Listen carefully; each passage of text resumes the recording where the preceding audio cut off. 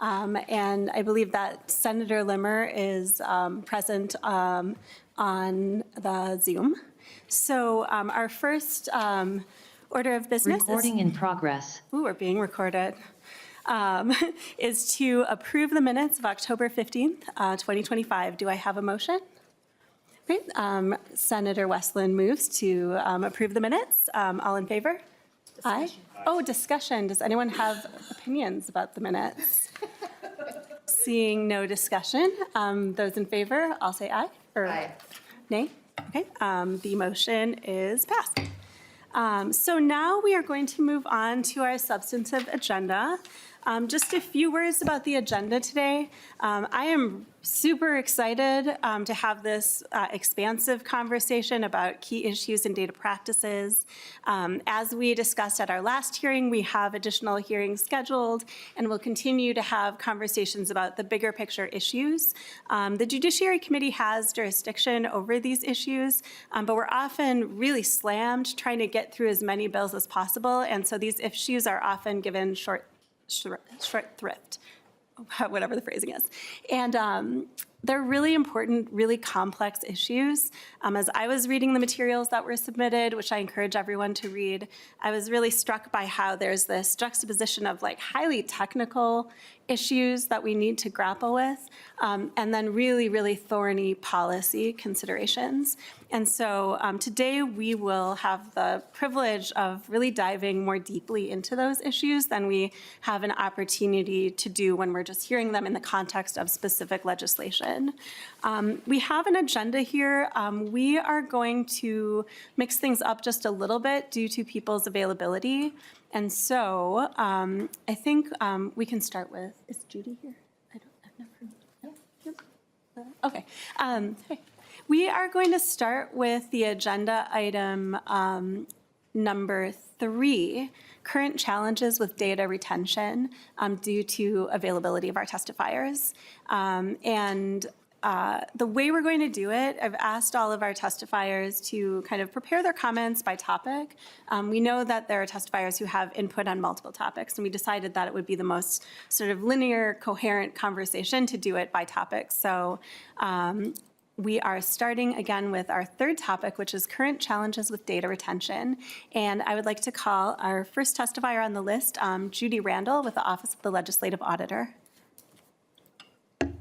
You can state your name and begin your testimony.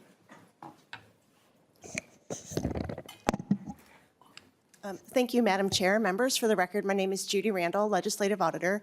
Thank you for inviting me to be here today, and thank you for making adjustments to the schedule, the agenda. I do appreciate it. I was just going to talk about different aspects of data retention from the role of OLA and as the Legislative Auditor. I think there are 2 things that I will note. One is, obviously, data is important for audits, and availability of data is important for audits. As you likely know, the Office of the Legislative Auditor conducts what are called post-audits. So we're looking back. And so having historical information is important.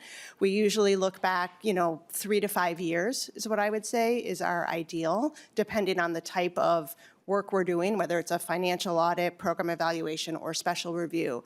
The data that we look at run the gamut from what everybody thinks of when we say data, spreadsheets and things like that, but also emails and chats and Teams and calendars. And, again, depending on the inquiry, we need to look at a whole range of types of data.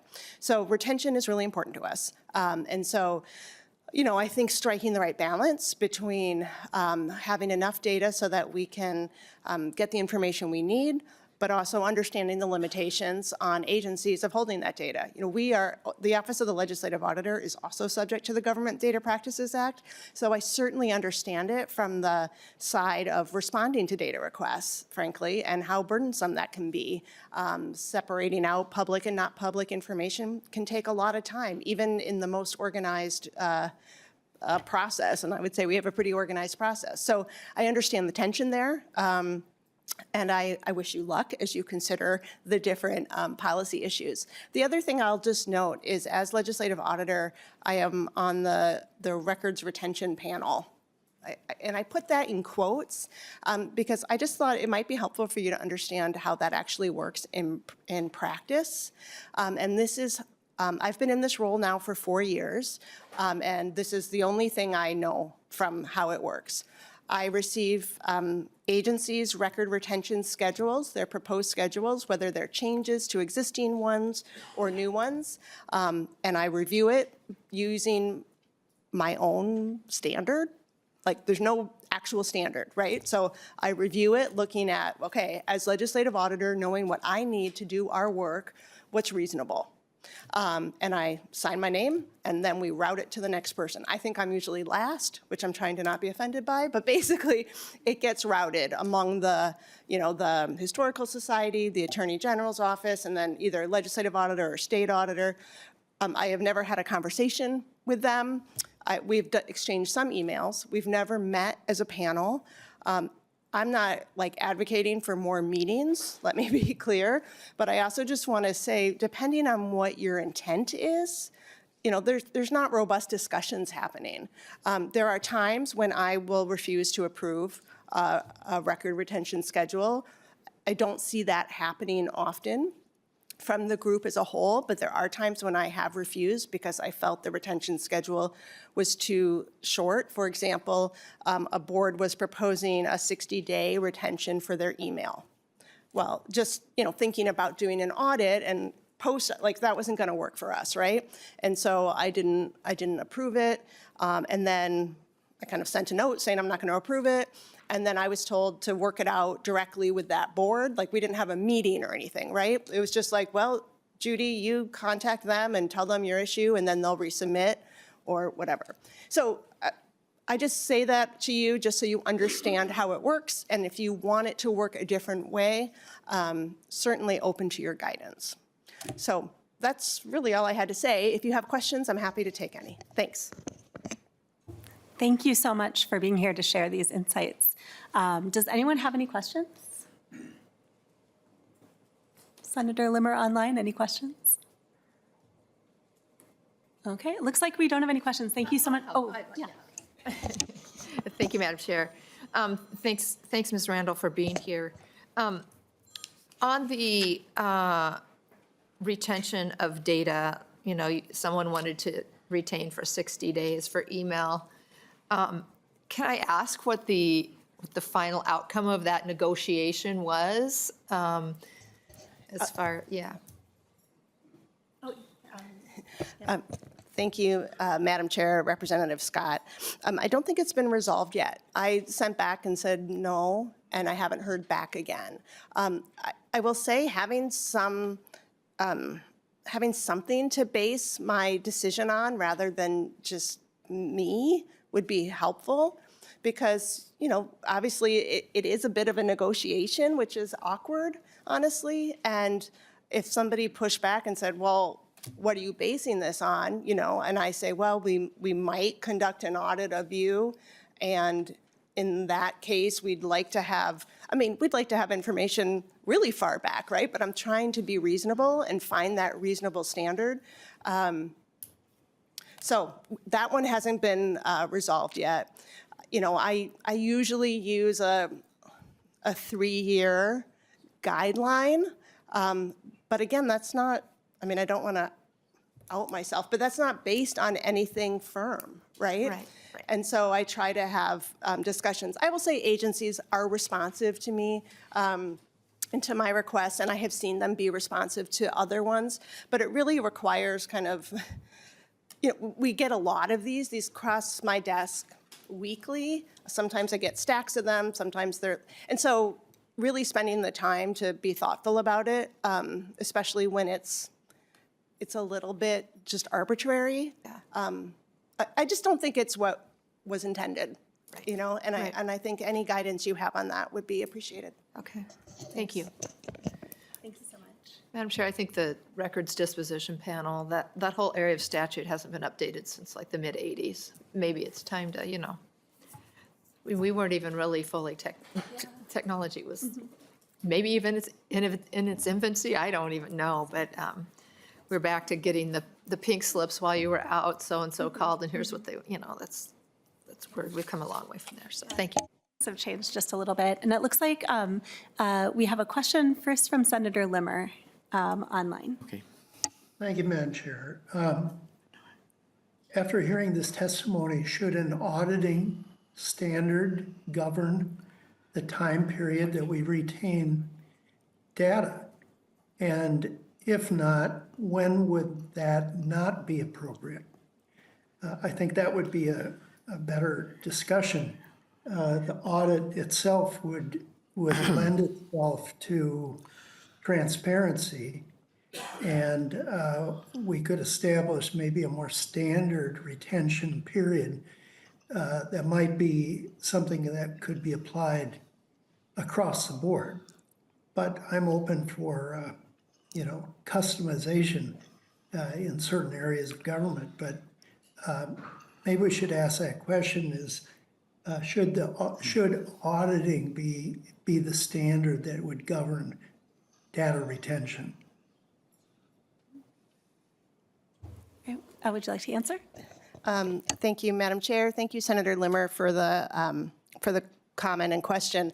I mean, as important as I think auditing is, there are other considerations that I can't weigh in on. For example, the Attorney General's office also signs off on the data retention records, and so I would certainly want to consider, what they need for looking at cases and how far back do they need to go. I'm not sure. I certainly think auditing standards are a good place to start, and I would say that would be at least 3 years. But I'm certainly happy to have additional conversations, with you, offline, online, with the committees, however we want to go forward, and, happy to provide information. I'll just note one other wrinkle that I don't know how you get around in the law is, what constitutes an official government record, right? And that is judgment. There's some things that are clear. Clearly, there are some things that are clearly an official government record. I can only speak from us right now, but our audit work papers, clearly official government records. There are really clearly things that aren't official government records. You ready for lunch? Those emails, right? those aren't. But there's a big gray, murky middle that we're going to have to rely on agency discretion for. I just don't see any way around that. But maybe providing additional guidance around what that is and isn't could be helpful. So. Great. Thank Madam you. Chair? Senator Limmer, you had a follow-up? Just to follow up, I know that the standard could be different, but take, for example, a number of years back, we had a discussion with law enforcement officials, namely the Hennepin County Sheriff's Department, whose sheriff wanted only a 30-day holding period for official emails that went back and forth between departments. And I don't remember how that got resolved, if it got resolved at all. But sometimes sheriffs think that they have a more independent sense of legal interpretation than other departments, especially when it comes to managing their own operation. And so a 30-day notice when it comes to conversation in the legal aspects of criminal enforcement, I don't know if that requires a special customization or not, but these outliers are things that complicate the whole system. And if it's something that's not of a confidential nature, maybe that shouldn't be discussed over emails that are open to the public anyway. So a lot of questions can come in. I guess I'm just stirring the pot to make it more murky, but nevertheless, I think those are considerations that we should think about as we analyze this. Thank you, Senator Limmer. I think this really does exemplify the challenge that we have. Like a lot of the submissions, we're talking about how greater uniformity would just make things easier. But greater complexity also means that we're able to think more deeply about what are we trying to achieve in different contexts. So it's a struggle. Representative Elkins, you had a question? Yeah, well, question and comment, so, Madam Chair. So the topic of data minimization is a really important concept in data privacy circles more generally. And we've had a lot of discussion about this in the context of consumer data privacy, but I think the considerations are pretty much the same here. And I think we have general agreement among privacy advocates on the consumer side that companies should not be collecting data that they don't need to do business with you, and they should not be keeping the data that they do need after there's no use for it anymore. And I do think that principle is applicable to government as well. So I'll give an example. When the University of Minnesota had the big breach about 2 years ago where somebody was grabbing data out of something called a legacy data warehouse, that database had personally identifiable information for students, donors, faculty, going back 20 years.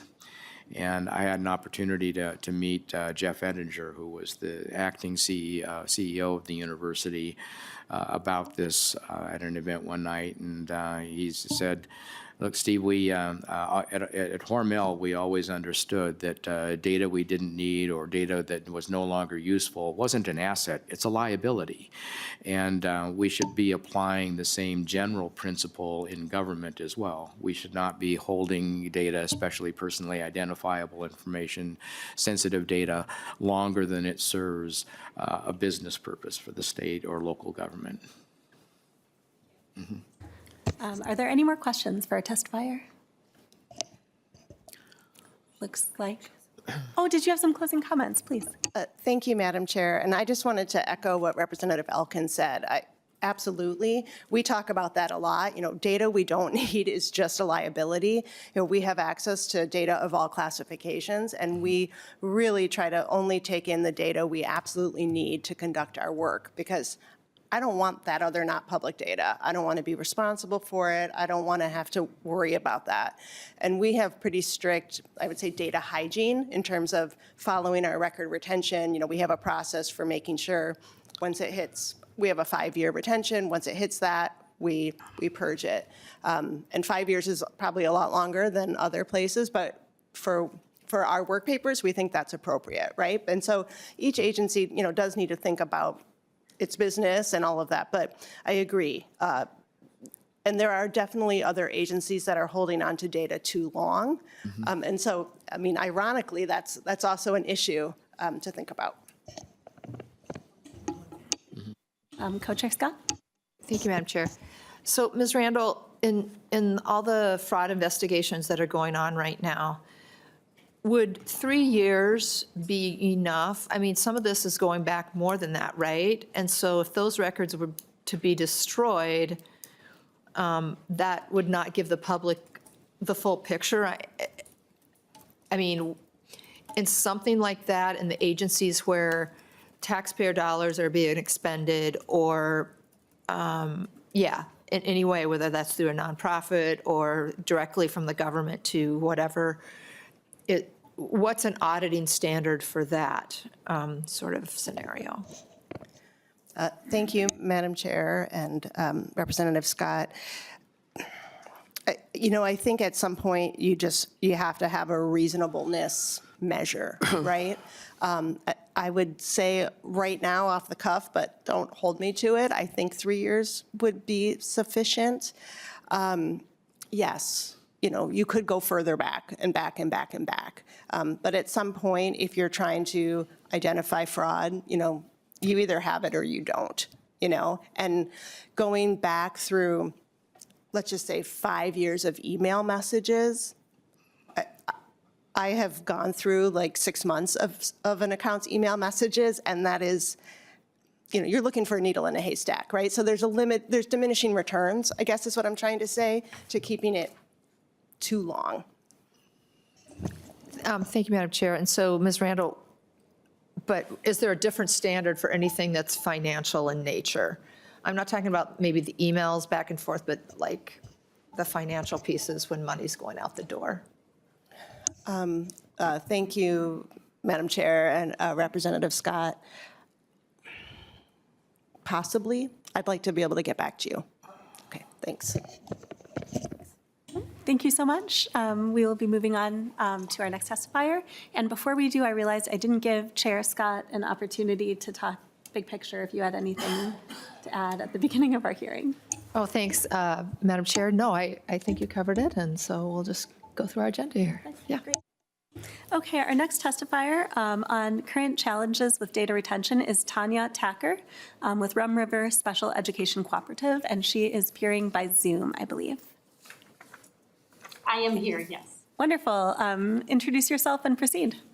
Okay, good morning, Madam Chair and members. Thank you for the opportunity to speak today. I am Tanya Tacker, Executive Director of Special Education for the Rum River Special Education Cooperative. I am here to express strong support for updating Minnesota data retention laws. Districts across the state are working hard to follow the laws, protect student information, and maintain transparency for families and the public. This is not about limiting access or withholding data. School districts strongly believe that the public should be able to access district data. What we need is clarity so that we retain the right information in the right way for the right amount of time. Most Minnesota districts rely on the Minnesota Historical Society's General Record Retention Schedule. It was first issued in 1985 and updated in 2000.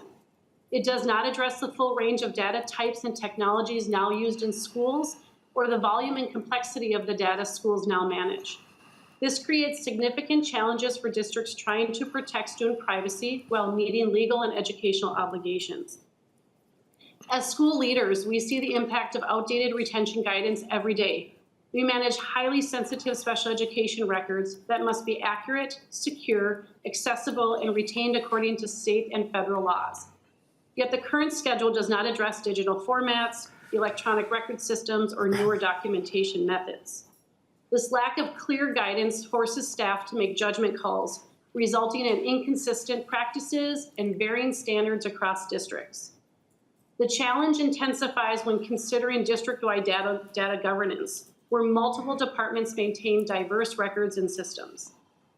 Many districts face challenges in managing large volumes of data stored on outdated electronic systems. Uncertainty about whether these records can be securely deleted or must be retained indefinitely drives up storage costs, complicates access, and consumes valuable staff time. Premature deletion risks legal compliance and disrupts the continuity of services for students. Similar confusion surrounds the retention of hard copies of special education records. Paper files create significant challenges for districts of all sizes due to limited storage space, rising costs, and stretched staff capacity. Organizing, moving, and securely protecting these records demands ongoing effort, causing logistical and financial strains for districts. Across the state, districts share the same unanswered questions and would like clear guidance on how long to keep electronic records and when they can be securely deleted. We need updated guidance on which records require permanent retention and which can follow shorter timelines that reflect current practices. We need clarity on what must remain in paper form, what can be digitized, and how to dispose of both securely and compliantly. We need statewide consistency that aligns with the Individuals with Disability Education Act requirements with state law. So to address these challenges and support districts in meeting their obligations, we recommend the following actions to update and improve the state's data retention policies. Modernize the general records retention schedule to reflect digital systems, current documentation practices, and federal requirements with clear timelines for electronic records. Define which records must stay in hard copy, which can be digitized, and how districts can securely dispose of both in a compliant way. Align state retention rules with IDEA and other federal mandates, and set consistent statewide timelines so districts follow uniform expectations. And provide practical guidance, examples, and tools that help districts apply the updated schedule and support secure, modern record-keeping systems. In closing, I urge the Commission to support moving these updates forward. Modernizing our data retention laws reflect our current technological landscape and the growing importance of data privacy in education. These updates will strengthen protections for Minnesota students and support districts in their essential work. Thank you for your time and leadership in this vital issue. Thank you so much for your testimony. Do we have any questions from members? Yeah, Chair Scott. Thank you for being here, and for members, additional information, she does have written testimony in the packet as well. And thank you for having just some really practical solutions in mind, and the things that need to be worked out to make everyone's life easier. And I just really appreciate anyone that has input and ideas for when there's an issue that they're having, how to solve it. And I just am appreciative of her comments. So thank you, Madam Chair. Thank you. My question was going to be, what are your practical, concrete solutions? And I had read through the statement, but I forgot that you were so specific. So I agree, it's really helpful. And a lot of these proposals, like it kind of gets to the point I was talking about earlier, how like the solutions, it can be highly technical, but then we have like a big policy impact, protecting student data privacy better and making it easier to comply. So great, thank you so much for your testimony. I shouldn't turn off my mic, I'm still talking. Our next testifier is Dr. B.B. Newman.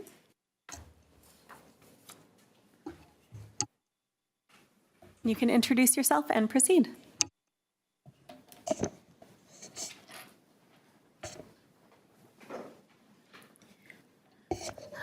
Good morning, Madam Chair, co-chairs, and members of the commission. Thank you for the opportunity to testify. My name is Dr. B.B. Newman, and I'm a resident of St. Anthony Village. Over the past year, I have relied on the Minnesota Government Data Practices Act to request routine municipal and police data. What I experienced is not an isolated clerical issue. It is a systemic retention failure that undermines transparency and accountability. In my municipality, records that should exist under Minnesota statute sections 13.03 and 13.04, as well as the Minnesota General Records Retention Schedule, have been delayed, inconsistently produced, or described as missing without any explanation of what systems were searched or whether data was destroyed under Minnesota statute section 138.17.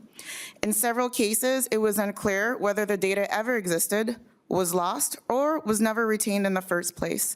This includes incomplete officer response records related to code enforcement, missing or inconsistent public works documentation, and unexplained gaps in personnel complaint data that I have personally filed. These retention failures effectively nullify the public's statutory right to inspect government data and impair a resident's ability to understand whether agencies are acting lawfully. But beyond individual harm, these gaps create unnecessary and avoidable strain on the judiciary.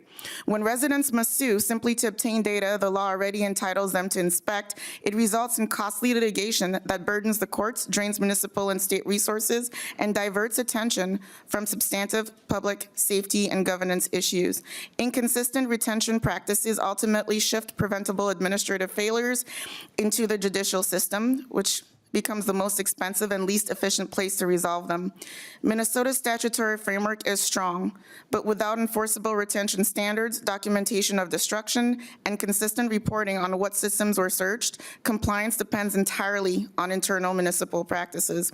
I respectfully recommend strengthening retention auditing requirements, clear documentation when data is destroyed, mandatory disclosure of systems searched, and consequences for noncompliance that do not force residents into court. My experience in St. Anthony Village reflects vulnerabilities present across the state. Minnesotans should not face a litigation-based system to access their own public data. Thank you for your consideration.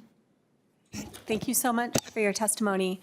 I was wondering if, I feel like a lot of the issues that we discuss in this commission are kind of abstract principles, and I believe in the abstract principles that you're sharing with us, but I was wondering if you could share a specific example of a request that you made and, what you didn't receive until you had to litigate, and how that impacted kind of your understanding of the issue that you wanted to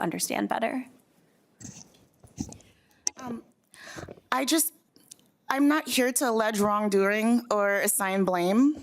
I'm here to illustrate where statutory gaps produce inconsistent results across municipalities, and the goal is system improvement, not punishment. Thank you. Thank you so much. Any other questions? Yep, Chair Scott? Yeah, thank you, Madam Chair. Did you bring your concerns to, like, is it a police department or is it a sheriff's department that they're in St. Anthony? Dr. Newman? So the way that St. Anthony Village operates is it doesn't have a charter, so it's based on the code, and it's city council is manager model, and so it's sort of like a business, versus, and so the police department is a department, public works is a department, and so when I request data, we don't even have a single individual that I can actually speak to. It bounces around, and I don't know what the issue is. Thanks, Madam Chair. Yeah, that's interesting. So there's no really responsible authority like law requires in St. Anthony Village, is what you're saying? Dr. Newman? Sorry, this is my first time, so I want to say thank you, Madam Chair, and Representative Scott. I apologize. And English is my second language. Je parle français. Donc, there's a bunch of stuff going on. So to answer your question, I'm not exactly sure, but on paper, everything looks as if it's there. And then when you open the door to go in, that's where it's just shadows. And I can't get anywhere with my own data. Madam Chair, thanks. Yeah, thank you. So I'm assuming you've gone to the city council and publicly voiced your frustration, or have you not done that? Dr. Newman? Thank you, Madam Chair and Representative Scott. I have done that since 2021. Okay. All right. Thank you. Thank you for your persistence. Yeah, thank you for being here today. I think there's one more question. Don't go away so fast. Yeah, no, and I had one more comment, and then I'll pass it to Rep. Elkins, but I represent you, and I don't, yours, I and your state senator, we're also happy to help facilitate communication. So if there's outstanding issues that you're still trying to get clarity on, shoot me an email, and I'm happy to work with you on it too. Representative Elkins. Yeah, so 9-year city council member. So under a statutory city, under a council manager form of government, the city manager is the chief operating officer de facto, and everything runs through the city manager. So you would start there. The city manager then would in turn, delegate to the appropriate department the request to produce the information. And as a citizen, if I wasn't getting satisfaction, what I would do is I would appear before the city council during the public comment period and voice my concerns there, so that the legislative body gets to weigh in on this as well. Mm-hmm. Thank you. And I know Senator Limmer also had a question. I don't have a question. It's more like a comment. I hear this type of complaint all the time. And I'm rather surprised because the legislature has had many, many years of discussion about transparency in government and the acquisition of government documents. I can't remember if there is a consequence or a penalty for not following the law, but do we have a researcher here in front of us that might be able to tell us if there is a consequence or a penalty when a political subdivision fails or runs counter to state government policy? Thank you for the question. I'm going to throw it to Senate Counsel, who is with us, fortunately. If you'd like to introduce yourself and answer the question.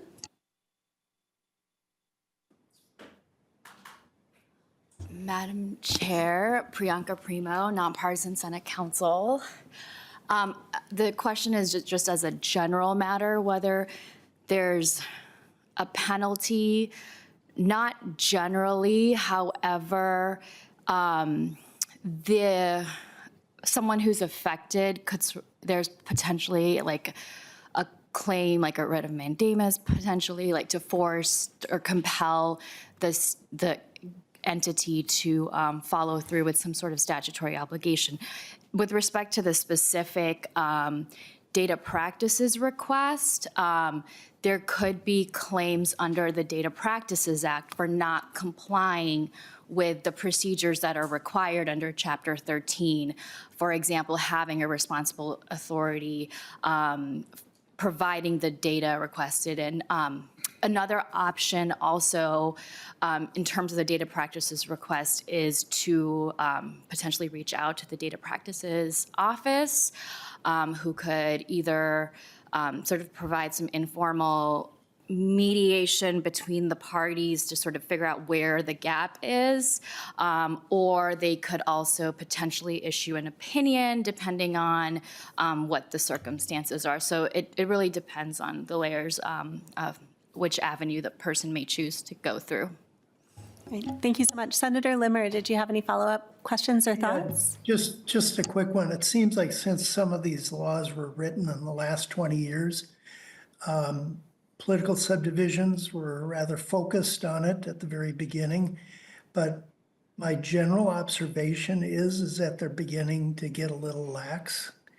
And they're not as ardent in pursuing the needs of citizens when there's a request made.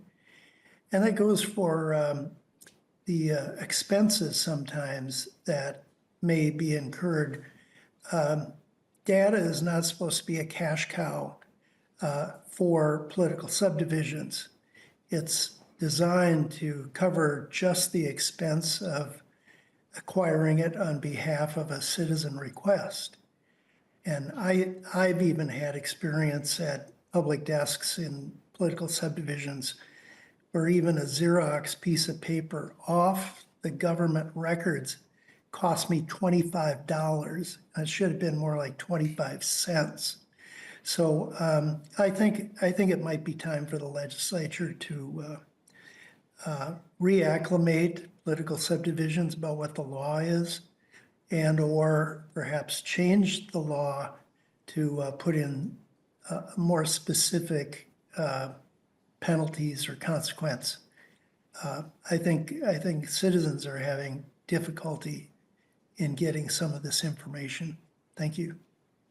Yeah. Thank you, Senator Limmer. And I know that on our agenda item number 2, we'll have some more conversations about kind of the challenges in meeting the needs of citizens and meeting our expectations around government transparency. And hopefully we can come to some practical solutions that really ensure that we are ensuring government transparency in a way that is like practical and achievable. And I know that Chair Scott wanted to share publicly the Data Practices Commission contact info.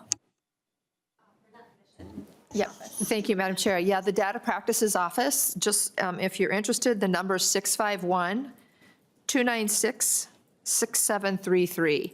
And I don't know if you've contacted them before. Oh, you have, okay. So you know how to get a hold of them, but hopefully they can be another resource as well. But it's pretty obvious that we have some work to do around all of this, so. Well, thank you so much for your testimony, and do reach out to me as your rep. I'm happy to help too.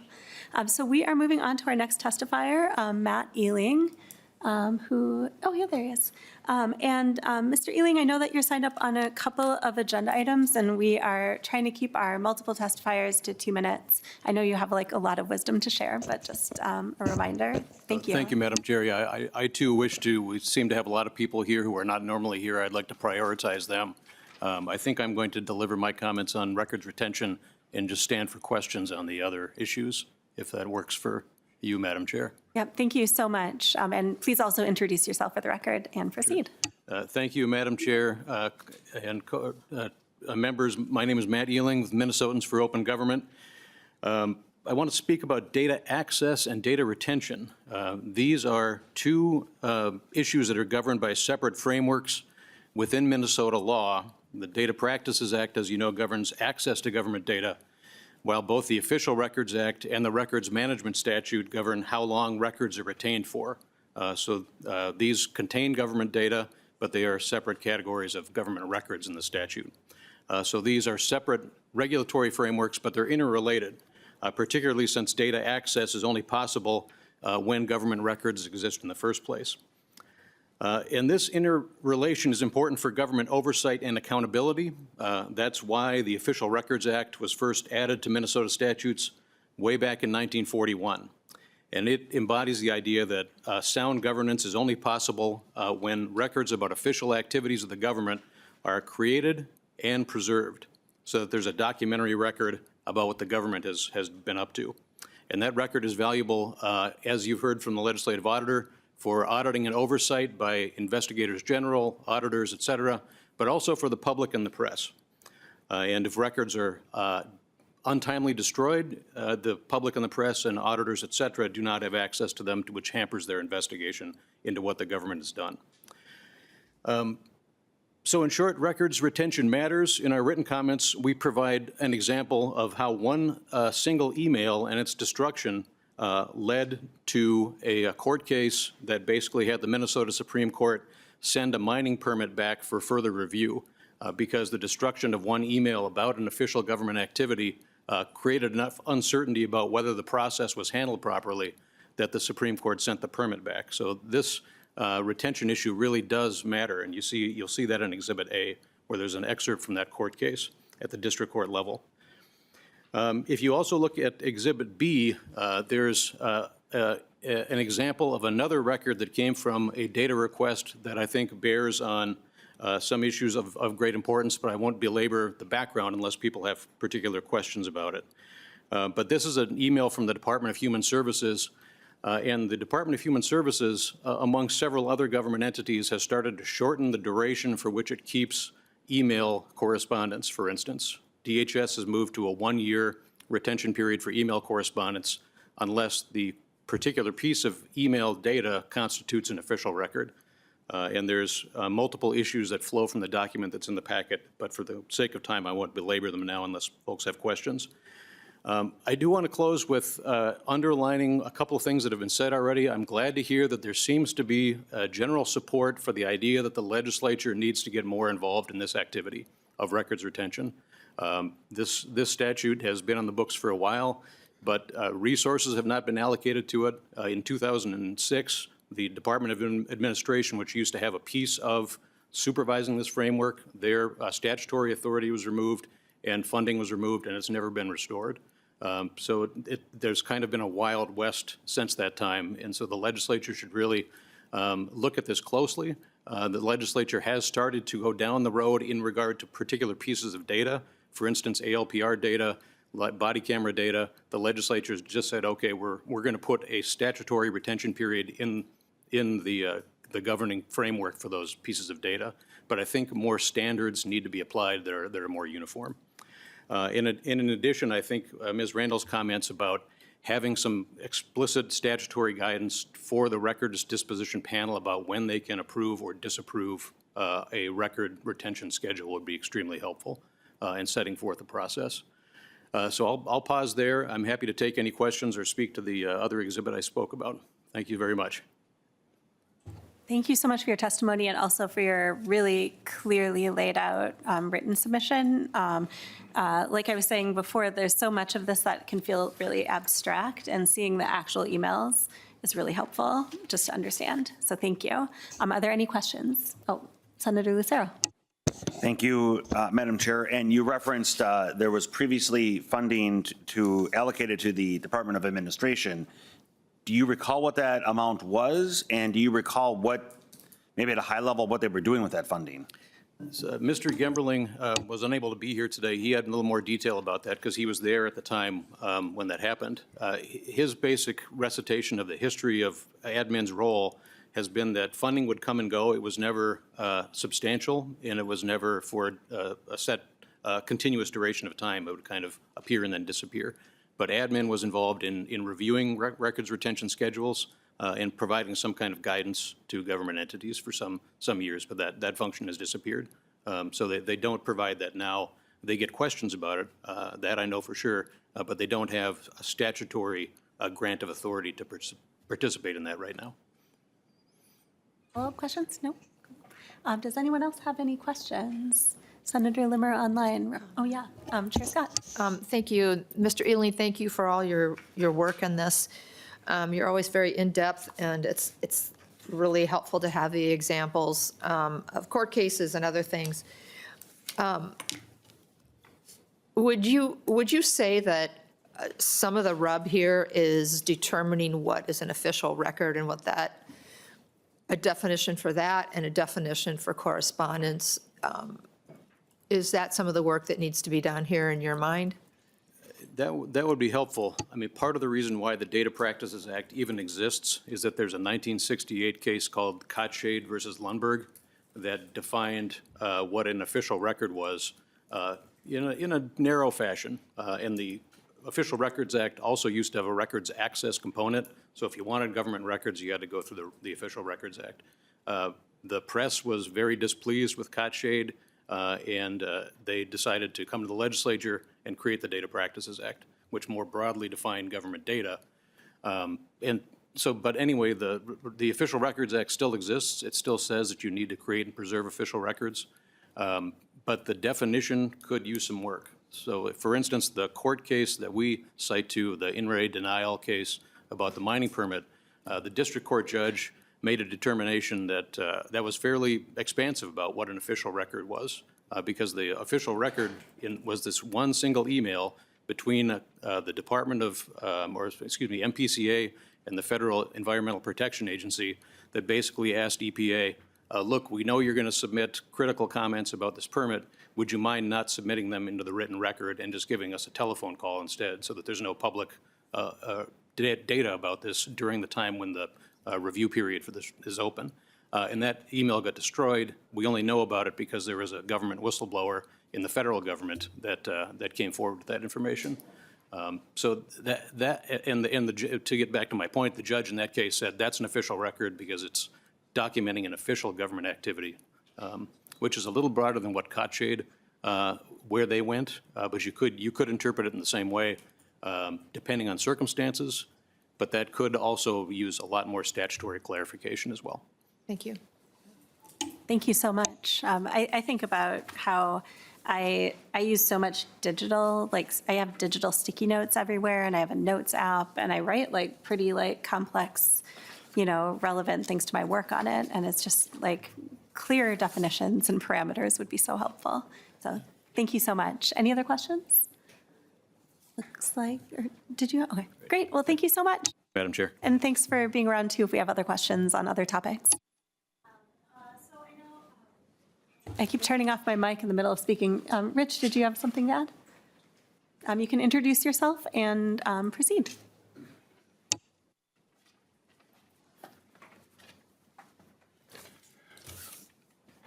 Just tell me when, Madam Chair, to start. Good morning. My name is Rich Neumeister. A lot of discussion has been happened. The bottom line is everybody has to roll up their sleeves and work on the total issue of official records and records management. The bottom line is the Wild West has been out there. And if we continue, where one of the things that what's going to be happening is that such things as official records, narrowly defined it has been, well, basically, things will disappear. There's no notice, no review, no appeal. One click, and the entire trail of drafts, emails, communications, Teams, Slack, Signal threads, and internal comments vanishes forever. The bottom line is, as a lot of things have been already said, is we need broad discussion with all stakeholders at the table dealing with the machinations of records management and retention, because there won't be any meaningful public data left for accountability and transparency when one does their data request, if the government maintains the upper hand in this dynamic, and that's what they have now. Madam Chair, I've been around 50 years here. I've seen the ups and downs. I've seen quite a bit. It was just mentioned historically. I opposed what the Department of Administration wanted to doing 20 years ago. But there were lone voices. Hopefully that there will be some coalescence of broad interest with the community. And I mean, not come in and just say this year, do a particular piece of 1517 or 13817, but let's deal with the whole dynamic, as one says, the whole enchilada, rather than do things piecemeal. We are one of the lowest of all states in this dynamic, and we are losing accountability and transparency, and that's evident as has been said in many dynamics here today. Madam Chair, members of the committee or commission, thank you very much for your time. Thank you so much for your testimony. Did anyone have any questions for our testifier? Looks like not. Thank you so much. And before we move on to our next topic, I just wanted to pause to give any of the members of the commission an opportunity to share any high-level thoughts. Senator Lucero? I share the concerns that Mr. Neumeister just echoed and the other testifiers. And I think we've already started those conversations here just in the few member remarks of having to review. I think I heard the date 85, 80 or 90, something like that, or 2000, I think, I don't know, whoever it was. But every year that goes by, there's more and more information that is traversing. It's being transmitted, stored electronically. And I think Senator Limmer brought up the question, he asked the question, I don't know if that Hennepin County Sheriff's Department retention of 30 days was even resolved. That also was very frustrating when that came out 6-ish years ago, whenever that was. And so there are many questions that we need to get answered. And what Mr. Neumeister said of rebalancing, that it can't be disproportionately tilted with a power towards government. It has to ensure that accountability and transparency. We definitely need to rebalance the scales and definitely review the statute. So thank you. Thank you. I recently participated in an event with the ACLU of Minnesota all around like data privacy and government transparency, and there were 61 people there. And I was like, wow, that's a lot of people in the world who actually care about this, and that was very heartening. So, hopefully more and more just people in the world are participating in this conversation and contributing. So thank you. Any other comments? Okay, we will move on to our next topic. So we are going to move back to agenda item number 2. And Mr. Neumeister made me realize that we probably were very imprecise in how we listed it. So we said modern data privacy best practices, but it's really modern data practices, best practices. So our first testifier is a few folks, Nathan Zacharias, Tori Key, and Christy Lottie Johnson. And you can come up to the table here and introduce yourselves and begin when you are ready. Sorry.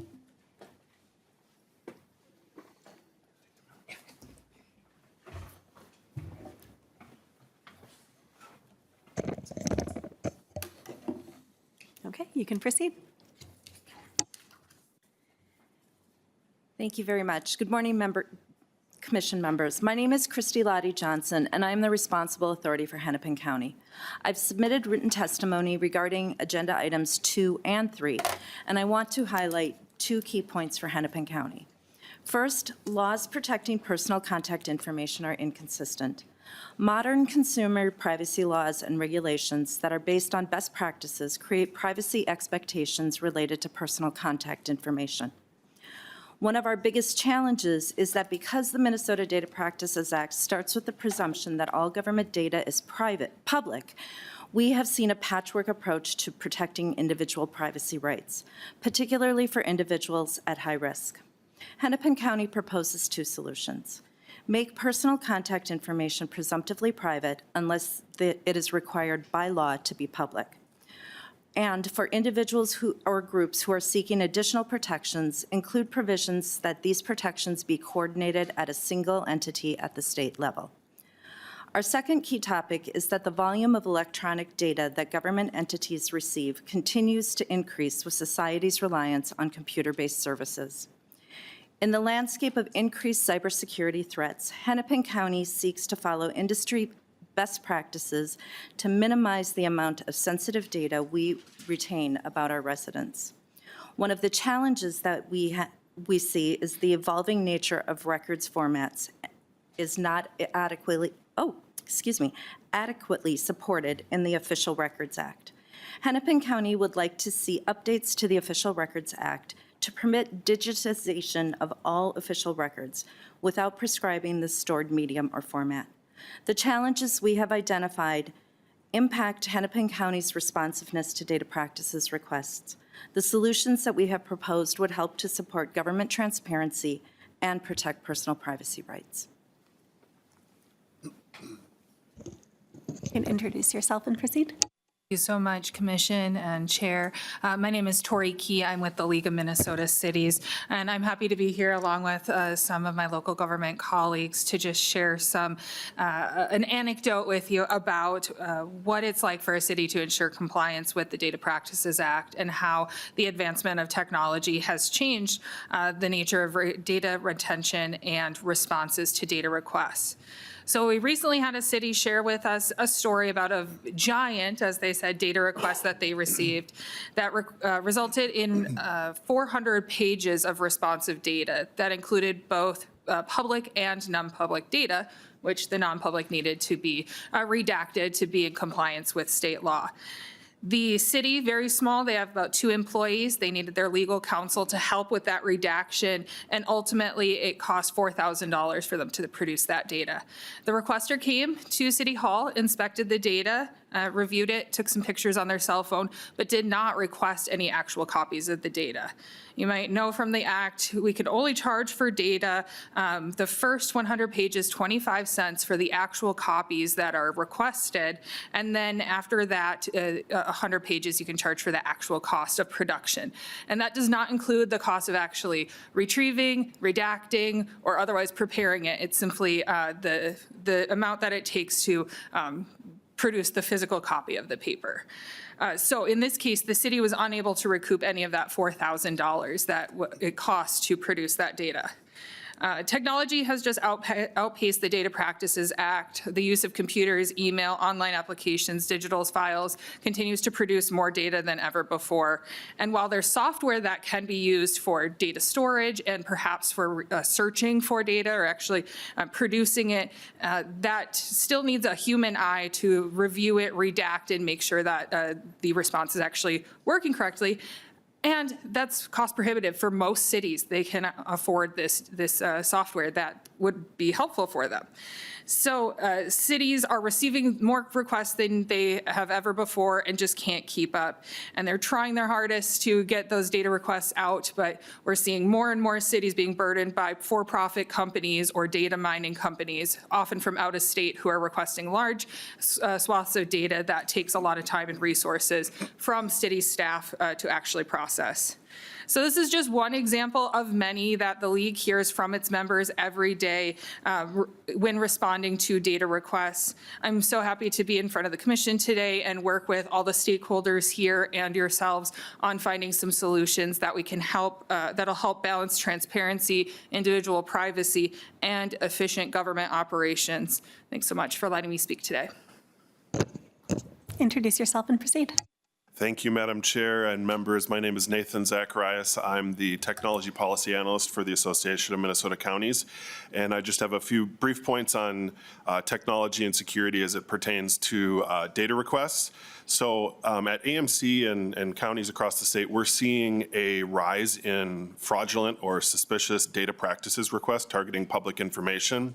I have 2 examples. The first is a company that you may be familiar with, or a service called FOIA Buddy, the Freedom of Information Act. It helps people request information.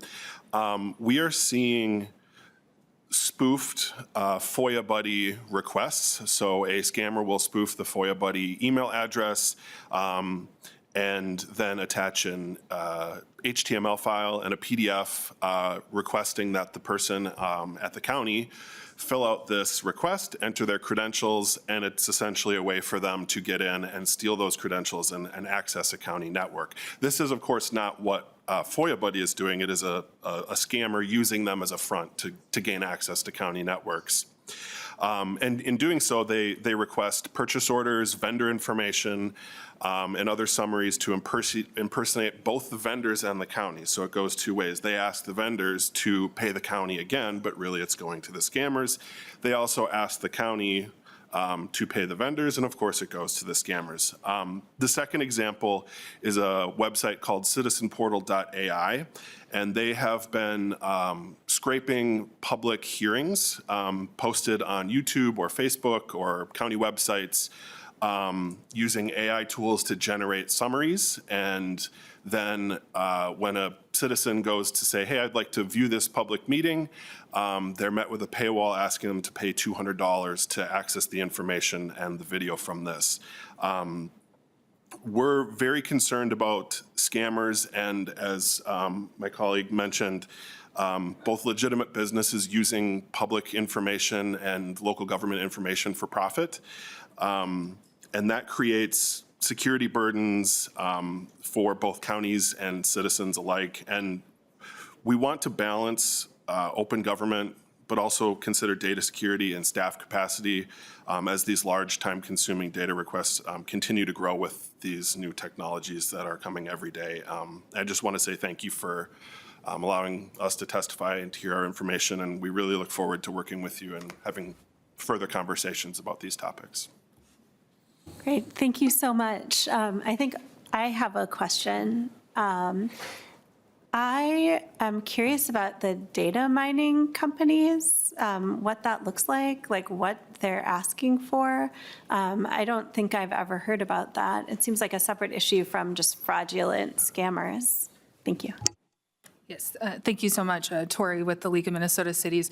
I have heard of multiple cities receiving, let's say, like a mass email request for data, and it's definitely public data. Maybe asking for salary information of all the staff, or perhaps asking for who has requested a permit in a city in the last year or so.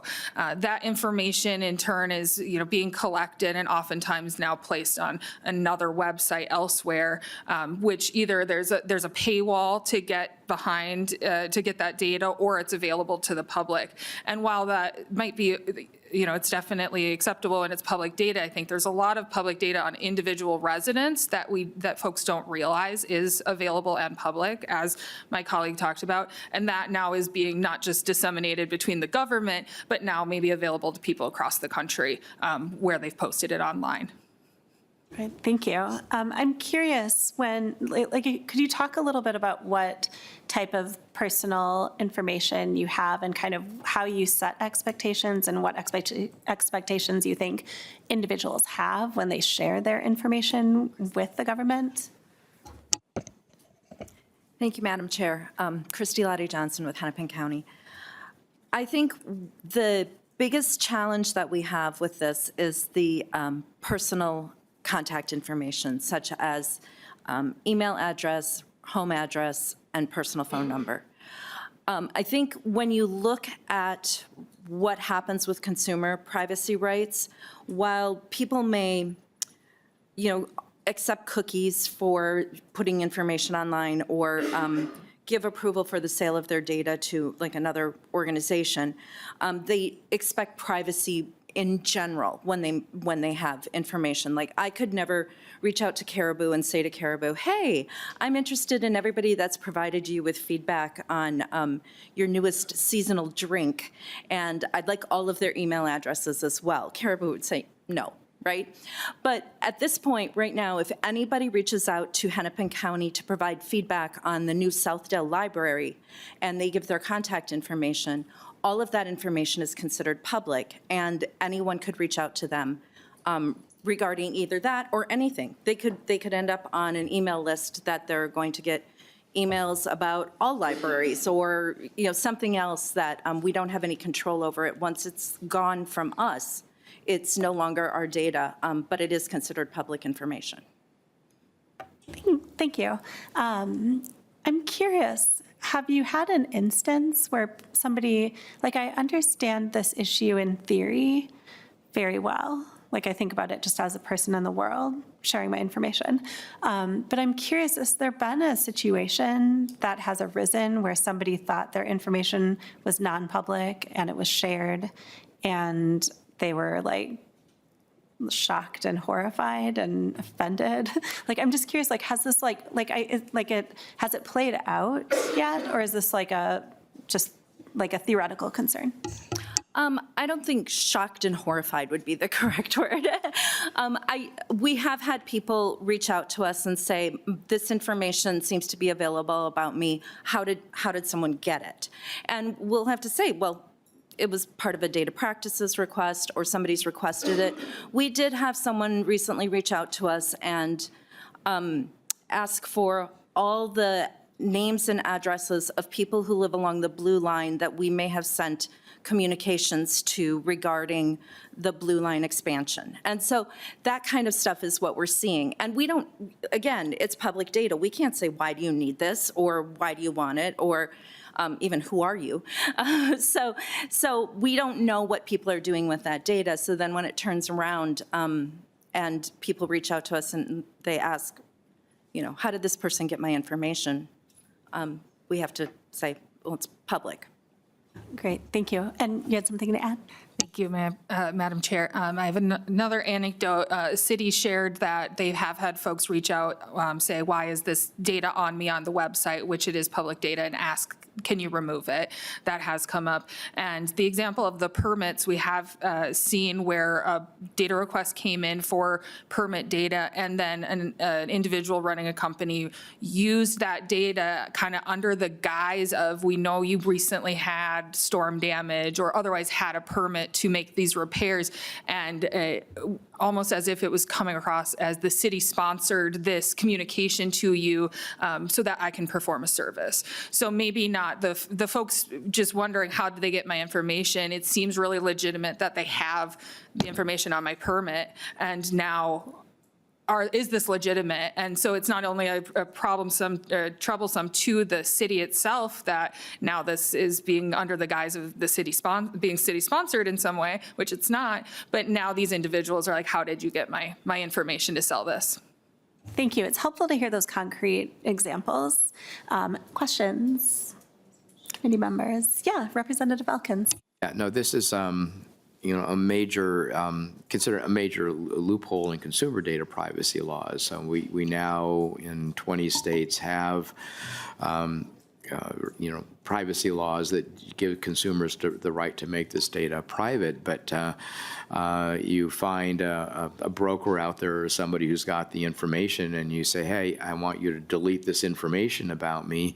The inevitable rejoinder is that this is public information. I got it out of the property records or the business records or, public meeting records.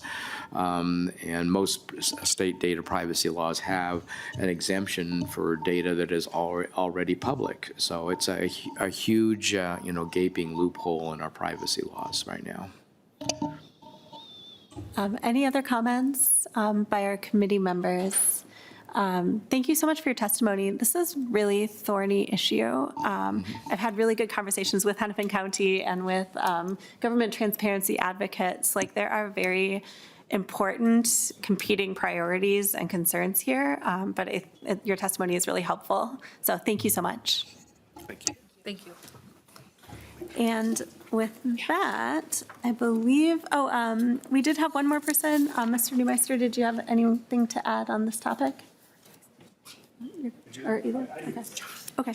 Oh, I'm so sorry. I skipped over. I'm so sorry, Mr. Neumeister. I skipped a testifier who was on my list.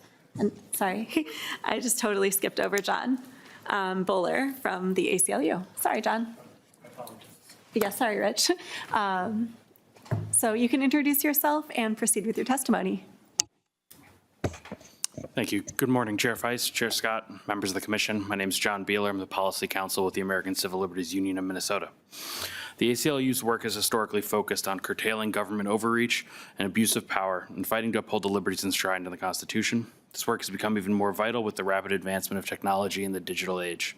Data privacy and data practices are an even more crucial arena in which to legislate, litigate, and often relitigate key constitutional rights of American citizens than ever before. On this agenda item, we would like the Commission to review and consider changes to what the criminal justice system refers to as Brady-Giglio data. Supreme Court cases Brady and Giglio require prosecutors in criminal cases to disclose certain information about testifying peace officers with the defense to ensure a fair trial. This requires peace officers and organizations to share information with county attorneys who review the information and turn materials over to the defense consistent with their constitutional obligations. The Minnesota Government Data Practices Act allows for the exchange of non-public information between government agencies to facilitate this review. However, while we believe this process is clear in the Data Practices Act, it is not true in practice. We have seen active debate on this issue in the last few legislative sessions trying to obscure this fact and create barriers to due process rights. The Data Practices Act would benefit from clarity here to alleviate these conflicts. We would also like the Commission to consider regulating, if not outright prohibiting, the use of artificial intelligence in police reporting. Police reports play a crucial role in our justice system. They are central to criminal proceedings that determine people's innocence, guilt, and punishment, and they are often the only official account of what took place during a particular incident. There are a variety of issues with the use of AI in generating these reports, including issues with the underlying technology's reliability, memory and evidence preservation issues, and transparency. We have several other items that I'll be testifying on today, so I'm available for questions at the Commission's convenience. Thank you. Thank you so much for your testimony. Do we have any questions from members of the Commission? Seeing no questions? Great, thank you so much. And then now our next testifier, Mr. Neumeister.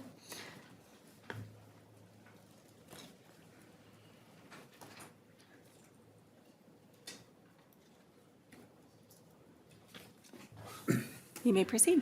Madam Chair, members of the group, government is not a caribou. If you could also reintroduce yourself.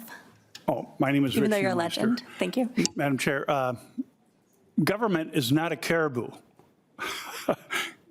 Caribou in the private sector as a business is much different than a government. And that has a number one dynamic that we have to recognize. So when you have a proposal, which is, from my view, looking at other states and all that, a very radical secrecy proposal, which neuters accountability and transparency, I'm mortified. Madam Chair, as you know, this is not new. This has been a topic for the last 2 years. And now we're dealing with home addresses. First, real transparency means the public can see who's trying to influence or interact with their government. When someone emails an agency director about a public issue, often the only identifying information is that email address or phone number.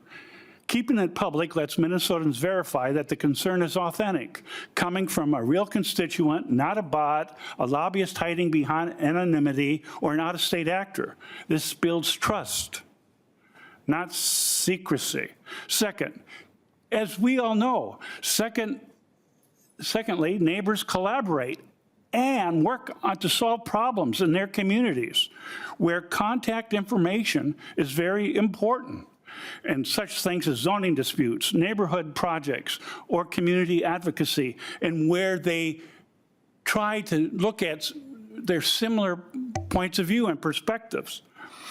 Finally, I'll also say that this deal's a big deal with journalists and researchers and people like myself who want to know what's happening in the community and want to follow up, whether it be in police investigations for, police brutality. I mean, there are all kinds of examples. Again, I don't have 2 minutes. I only got 2 minutes.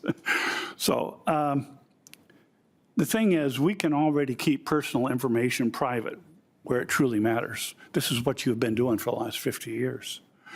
Welfare programs, education records, and other dozen many programs, privacy is there. We've proven we can target real privacy risk without hiding every single individual who does contact their government about a pothole zoning issue or so on. I just want to take a couple moments on this last, or a couple sentences. The bottom line, this is not no little deal.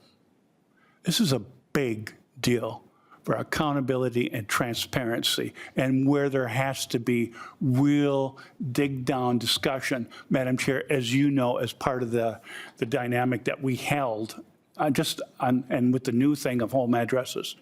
This does have a great impact on accountability and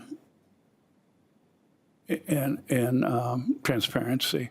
So I know if it comes forward or whatever, there will be more discussion, but I think it's important to highlight. And so that's my 2 cents. Okay, thank you so much. And I've appreciated all the many conversations that we have had over the past couple of sessions on these issues. And, I feel like we're treating this challenge with the seriousness and thoughtfulness that it deserves. So thanks for everyone who is part of that conversation. And with that, we are now moving on to our next agenda item. And I just wanted to flag that we do have another hearing where we will be talking kind of high level about emerging issues under the purview of this commission. And so if we do not get to all of our agenda items today, we will be able to move them to the next already scheduled hearing. But we don't want to rush the conversation today because it's really exciting to be having it. So the next agenda item is the treatment of geolocation data. And our first testifier is Julia Decker. You can come to the table and introduce yourself and proceed. Thank you, Madam Chair and members. Good morning. My name is Julia Decker. I am the Policy Director for the Immigrant Law Center of Minnesota, or ILCM. We are a nonprofit, nonpartisan organization that provides free legal services to low-income immigrants and refugees across the state of Minnesota. ILCM respectfully urges this commission to consider stringent privacy protective policies regarding the treatment of geolocation data, such as restrictions or even outright prohibitions on the use of things like reverse tracking warrants, also known as geofence warrants. These type of warrants unnecessarily target government suspicion onto people for no other reason than the fact that their cell phone happened to ping off a particular cell tower at a particular time.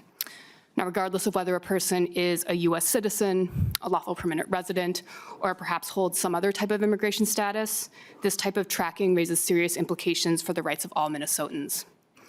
We also urge this commission to continue to think proactively about future developments in surveillance technology with respect to geolocation data. As we have seen and continue to see, technology is developing and being deployed at rates that far outstrip privacy laws and safety guardrails. We're grateful to the legislators on this commission and others who have worked really hard to keep these issues at the forefront of policymaking, even when they're not the flashiest or the easiest to deal with. And I think Minnesota has done some really good work in this area. And so we look forward to working with this commission and with you all to keep pushing these issues forward. Thank you for the opportunity.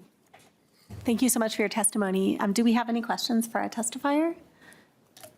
Yeah, thank you so much for really leading on this issue. It's the practice of geofence using, reverse warrants has been found unconstitutional, I believe, in the Fifth Circuit. So it's not only a bad investigative tool, but it is likely unconstitutional. So we should not rely on it to seek convictions and investigations. Thank you. Sorry, I'm just the chair, so I get to just have opinions randomly. It's fun being chair. John, I realize I pronounced your name wrong for years. It's Buehler. Introduce yourself again and proceed with your testimony. Buehler? Thank you, Chair. It's Buehler. Buehler. Okay, thank you. Proceed. John Buehler, Policy Counsel at the ACLU of Minnesota. The ACLU of Minnesota shares the concerns with the growing use of reverse warrants, which are exactly as the name suggests, a backwards or reverse warrant. Warrants have specific requirements in Minnesota law. They're meant to be narrowly tailored, identifying with as much specificity as possible the identity of the person to be searched for and the information or property sought. On the other hand, reverse warrants allow law enforcement to go on fishing expeditions, tracking people's locations and surveilling large areas indiscriminately. They also allow for keyword searches where police can compel tech companies to give up your records and release data on individuals who search for specific words or websites in a search engine. It's vital that the legislature reform and limit these practices in accordance with the constitutional requirements. Thank you. Thank you for your testimony. I actually have a question. I remember hearing that there were some developments around Google not wanting to be the subject of, these data requests about people's location. And that was at some point culminating in some sort of change in Google practices. And I was just curious, do you know, is Google still providing this data on request or have they stopped? I can't answer for exactly how Google is treating the data. We are aware that they have, I believe it's due to the volume of requests rather than actual concerns about privacy. But I do believe that they have said that they will limit it. Whether they have in practice or not is probably between Google and the specific law enforcement agencies. Great, thank you so much. Are there any other questions, members of the commission? Seeing no questions, great. Thank you so much for your testimony. Next, Mr. Ealing, I think you said that you'd be available for questions. Did you have, you don't? No additional comments, but I'm available for questions. Great, thank you. And Mr. Neumeister, I believe the same. Did you have some additional thoughts? You can introduce yourself again and proceed.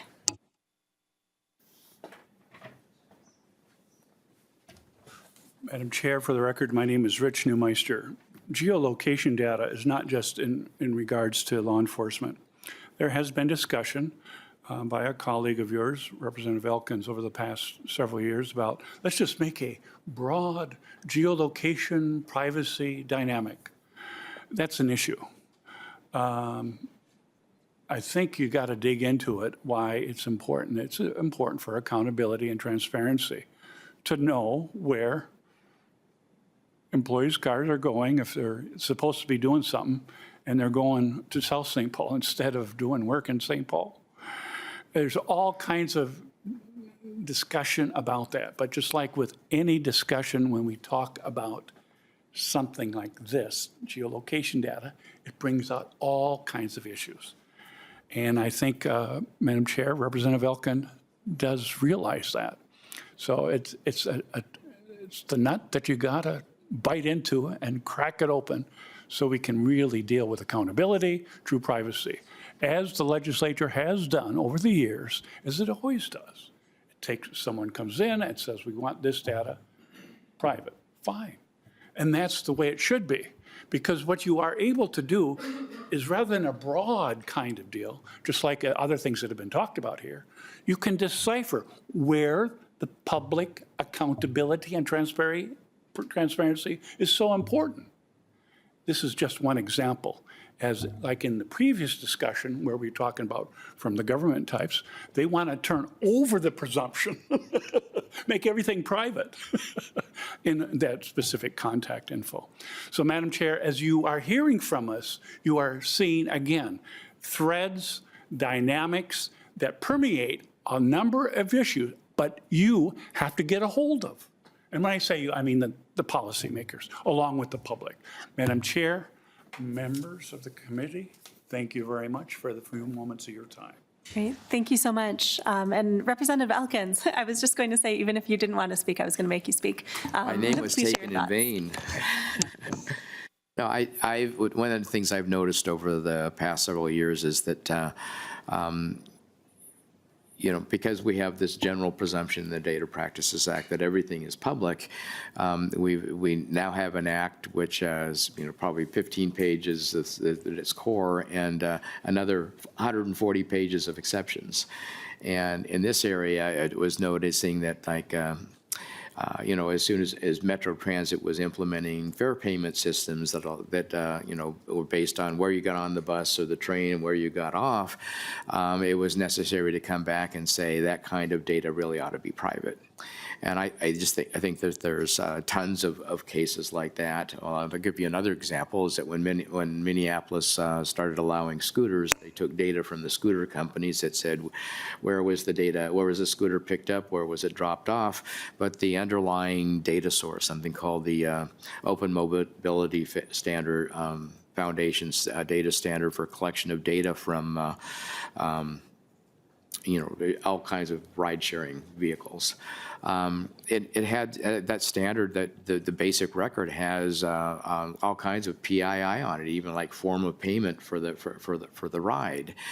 And to their credit, they were aggregating the data up to like the center point of a block rather than showing particular addresses. But I think it's and I don't think we ever actually even addressed that in the Data Practices Act at all. But I think that it would be better to have, I think, a general rule for these kinds of use cases that where people really don't know that their locational data or their trip data is being captured. That the general rule should be that that people's travel data should be private and non-public. Thank you. I agree. Does anyone have anything else that they'd like to add? Chair Scott. Thank you, Madam Chair. And I just think, once again, this is probably just an area that has to be nuanced, just like the ALPRs were nuanced, just like the body camera stuff was nuanced. There's just many areas, if somebody wants to change data classification, they come to the legislature and we can suss it out as to whether this should or shouldn't be. So I certainly understand. I don't want to be tracked as a private, innocent citizen, right? I don't want that. If I'm a state employee and I am on the job, different set of circumstances. So again, we just have to have some nuance. Yep. Well, thank you so much for the good discussion on this important topic that I think doesn't get enough air.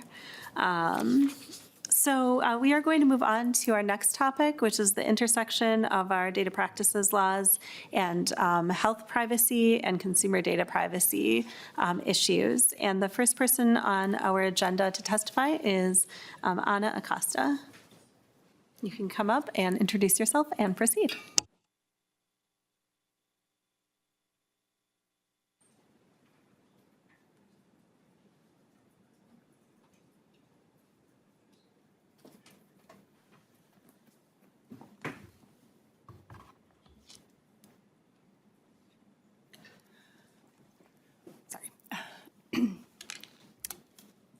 Good morning, everyone.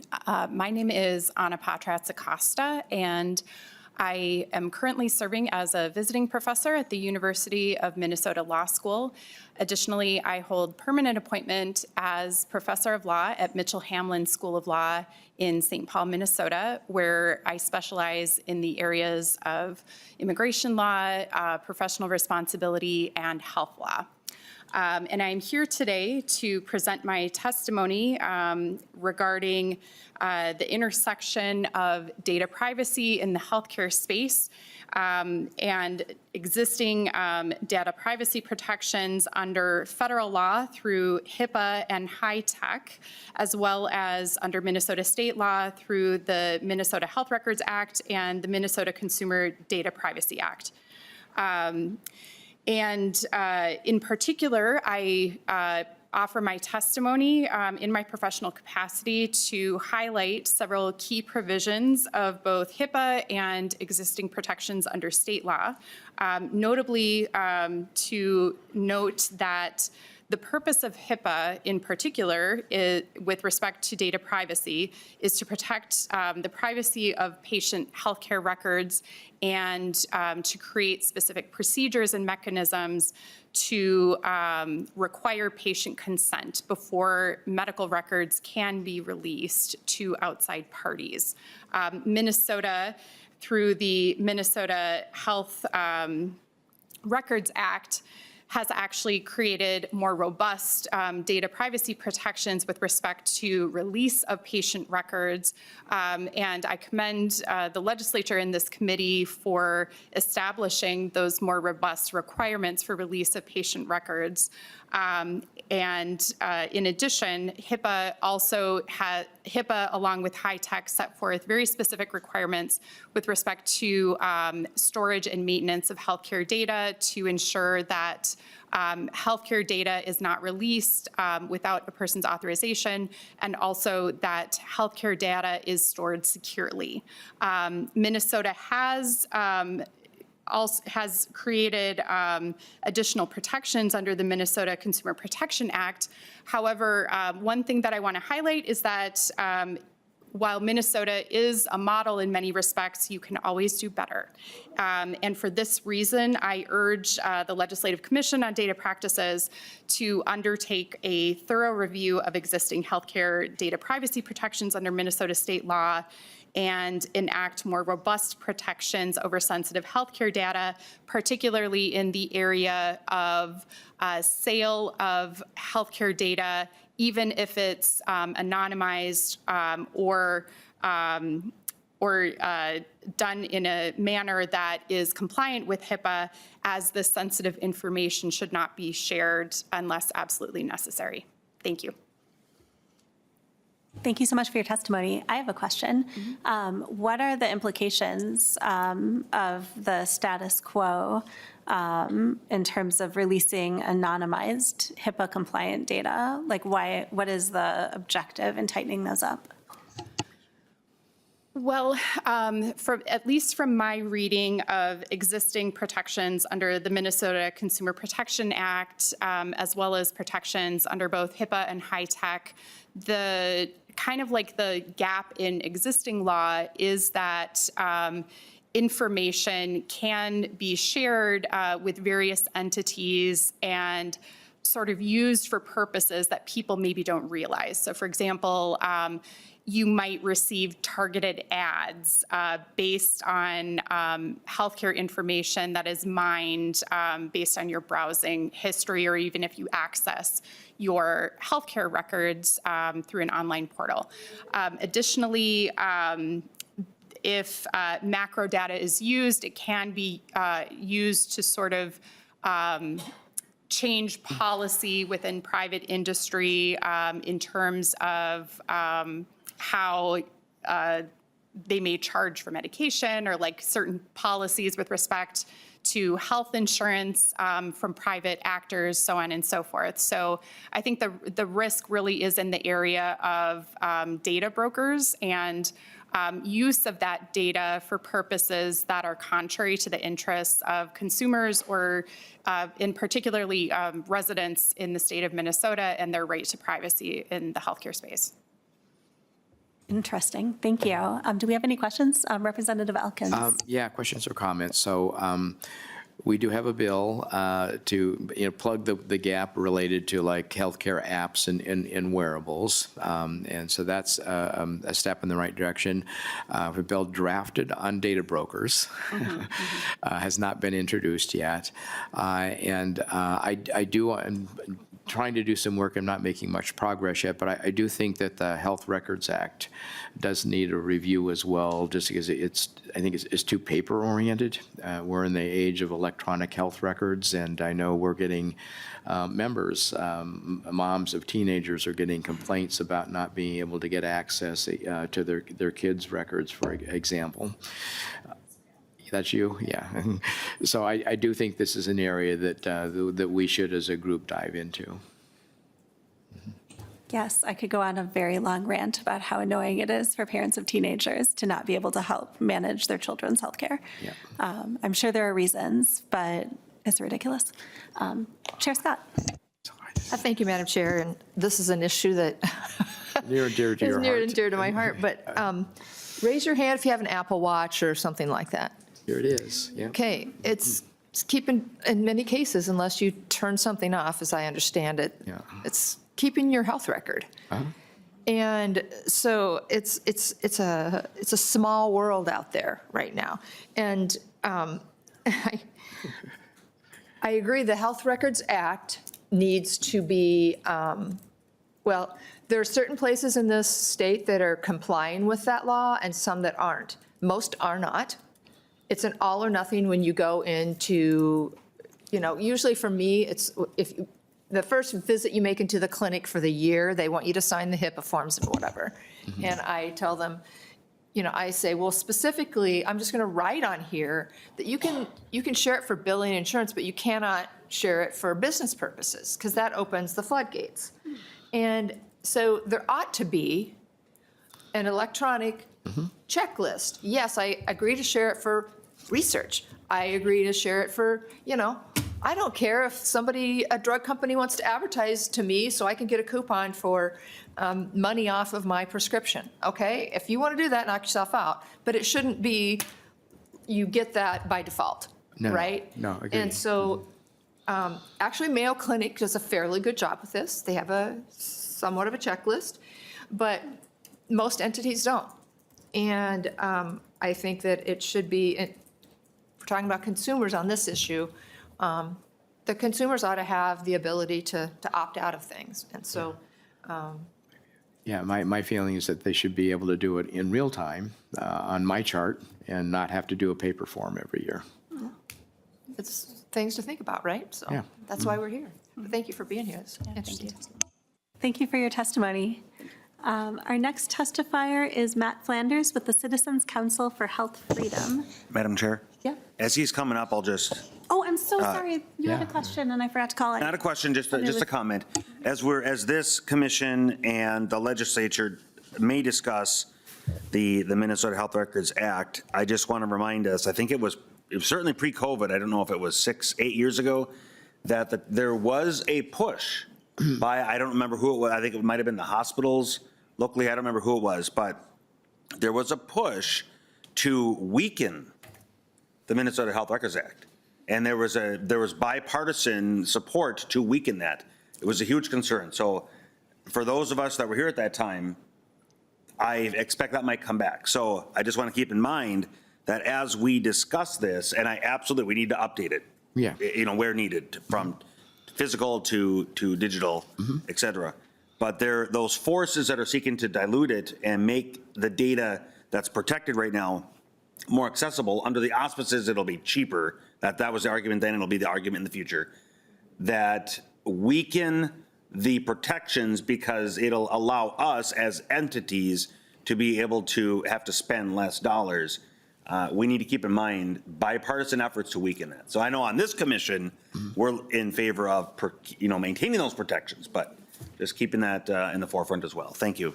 Thank you. Chair Scott? Yeah, and what they were wanting to do was just get rid of the act itself and just default to HIPAA. That's what they were wanting. And I always point out to people that think HIPAA is about your privacy. Well, in some respects it is, but there's only one P in HIPAA, and that P stands for portability. It does not stand for privacy. Great. Thank you. You can introduce yourself and begin your testimony. Thank you, Madam Chair. My name is Matt Flanders, and I'm the Legislative and Policy Director at Citizens Council for Health Freedom. We are a nonprofit health policy organization based right here in St. Paul. Thank you so much for the opportunity to testify today, and thank you, each of you, for taking the time to dive into these really nuanced issues.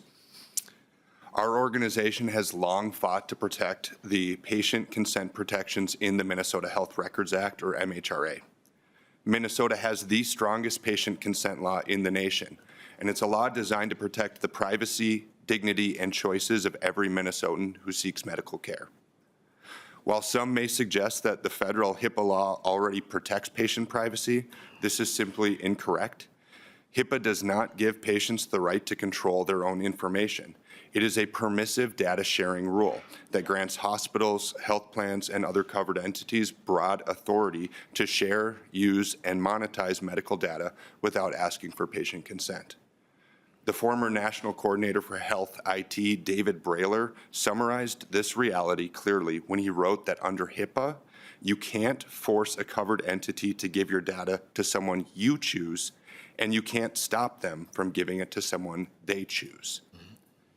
HIPAA allows sharing of patient information for 12 national priority purposes and for a variety of other non-clinical purposes, including analytics, profiling, marketing, and research. According to the federal government, more than 2.2 million entities, including providers, health plans, data clearinghouses, business associates, and third-party data companies are eligible to receive sensitive patient information without patient consent under HIPAA.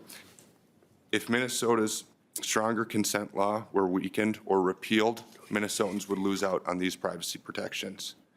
To illustrate the scope of the value of health data, United Health's data division, Optum Insight, had nearly $19 billion in revenue last year. More than anything, HIPAA is a security, not a privacy rule. Covered entities are required to keep the data secure while sharing patient data without patient consent. This is why Minnesota's law matters. HIPAA established the floor of privacy, not the ceiling. A law like the MHRA is stronger than HIPAA and thus is not preempted by it. The MHRA is what protects Minnesotans from this massive, uncontrolled data sharing ecosystem that HIPAA freely permits. And it also provides patients with a private right of action to pursue remedy if the law is not followed. And the most recent update to the MHRA was due to Schneider v. Children's Hospital, where the Minnesota Supreme Court held that HIPAA's fundraising regulation qualified as a, quote, specific authorization in law under the MHRA, even though the parents had not consented to that disclosure, which resulted in their child's information being compromised in a data breach. The 2024 update to the MHRA simply clarified what the legislature has always intended. Minnesota, not HIPAA, sets the standard for Minnesotans' health data. The update reaffirmed that specific authorization in law refers to Minnesota enacted law, preserving the MHRA's 3 decades of patient-centered protections. We commend the legislature for recently enacting a consumer data privacy law in an age where data equals dollars. And we are also glad that the legislature explicitly exempted health records governed by the MHRA. For nearly 30 years, Minnesota has led the nation in protecting patient consent rights, and the legislature has affirmed that support on numerous occasions. We urge this commission to continue defending these essential rights and to uphold the MHRA's patient consent protections. We also encourage you to protect patient rights by prohibiting bundled or coercive consent forms that do not adequately allow patients to give or refuse consent for each item required under law. Thank you. Thank you so much for your testimony. Do we have any questions by commission members? No. Well, thank you so much. I was thinking about the 2024 law, and I was like, yay, Minnesota. So thank you for your testimony. And our next testifier, if you can introduce yourself and proceed. Madam Chair, my name is Rich Neumeister. It was 40 years ago this year that I started working with former policymakers to where through 92, we now have, as one said, the strongest health records law where you are in control of your data. Since that time, there's been HIPAA and all that, and you've heard some of the history. It's all been done on a bipartisan. And as Senator Lucero made comment about how the hospital interests and medical interests wanted to do away, they did not succeed. They had to go to a court. And they succeeded in the court, but then immediately Tina Liebling and Peggy Scott led in the House a bipartisan effort. So if we're going to deal with the issue of health records, it's important to say there's a difference between health records and the consumer privacy. You know, it's 2 different entrees, apples and oranges. But like with the other thing, the health, that could probably fit in there. So one of the things that if we're going to meld and put together the best of HIPAA, the best of our law, and the dynamics of HITECH, that's going to take some discussion. It's been done in 2007, along with Twyla Brace, who some of you may know, and other people, stakeholders. We got together, we worked, and then there was a bill done by Paul Thiessen that updated electronically the MHRA. So it can be done. So The other important thing is also that civil right to be able to sue. That's very important. Madam Chair, members of the committee, that is my 2 cents. Thank you.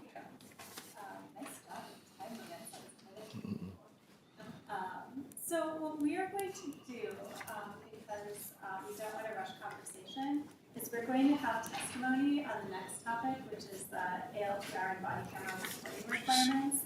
We have a number of testifiers signed up, and we also have some good written testimony. And so for today, what we're going to do in our next 10 minutes is we're going to have our my mic is not on. That's okay, I talk loud. Anyway, we're going to proceed with the testimony. We won't ask you questions, and if people are able to come back to our next commission hearing, which will be on December 11th, we hope you are able to, but for now, we'll just hear testimony. So with that, I will call up our next testifier, Zuri Sadai Lopez from ILCM. And you can introduce yourself and proceed with your testimony when you get to the table.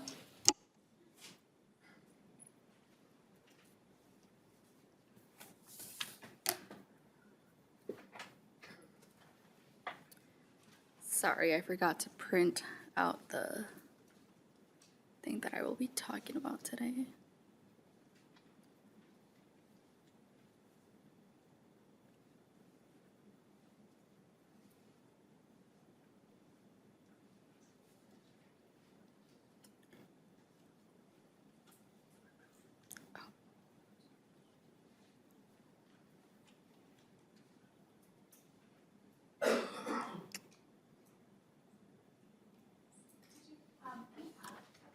Oh, so it's loading. Yeah, I do need a copy. Thank you. Sorry.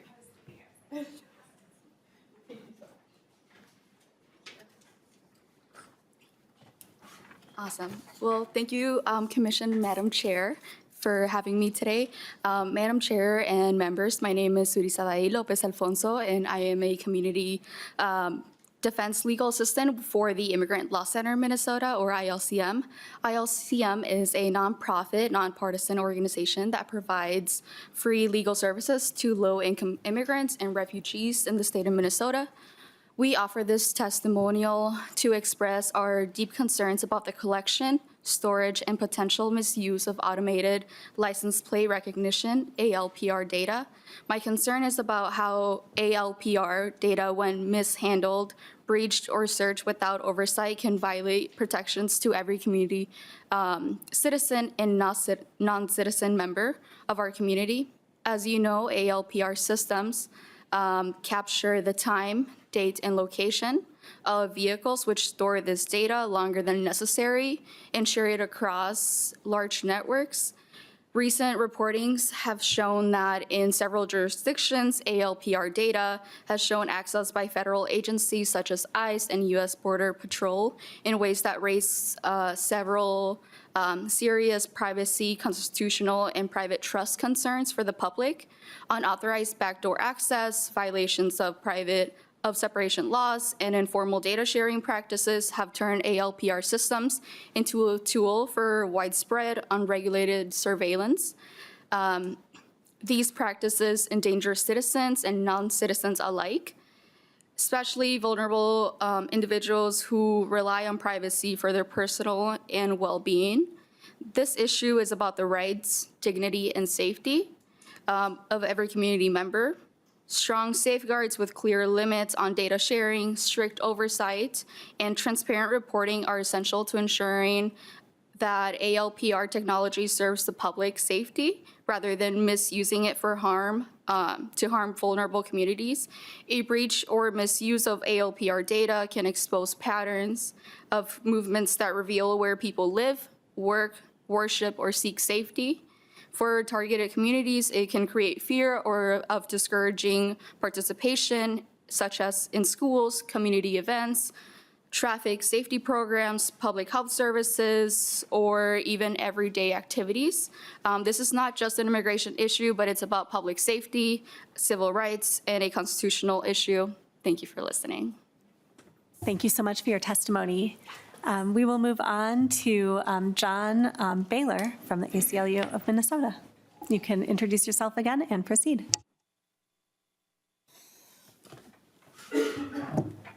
Thank you, Chair. John Beeler, ACLU of Minnesota. The ACLU of Minnesota has several concerns with the ALPR statute. First, that the 60-day retention period is excessive.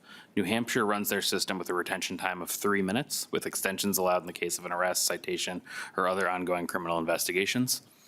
3 minutes would be great, but 60 days should certainly be shortened.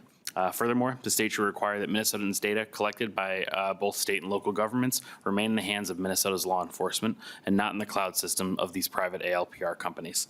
Public records recently obtained by other ACLU affiliates reveal that the largest companies in this industry allow nationwide information sharing across their network, including external federal, state, and local law enforcement to access sensitive license plate data.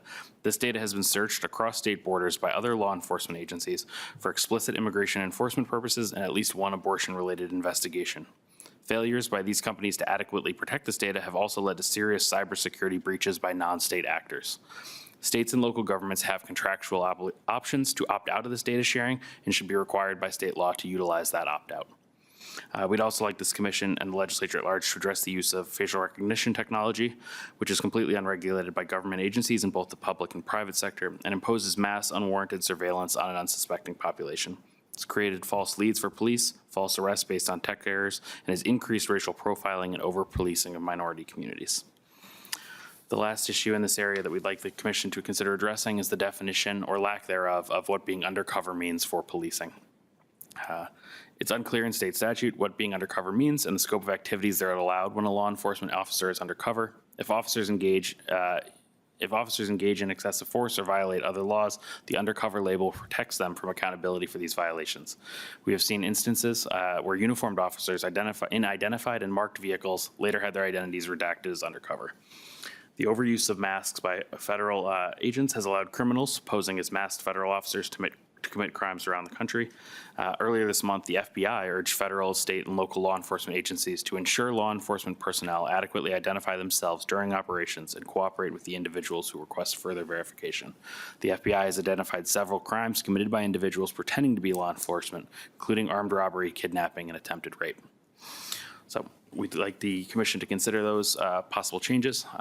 Thank you for your time today. Thank you for your testimony.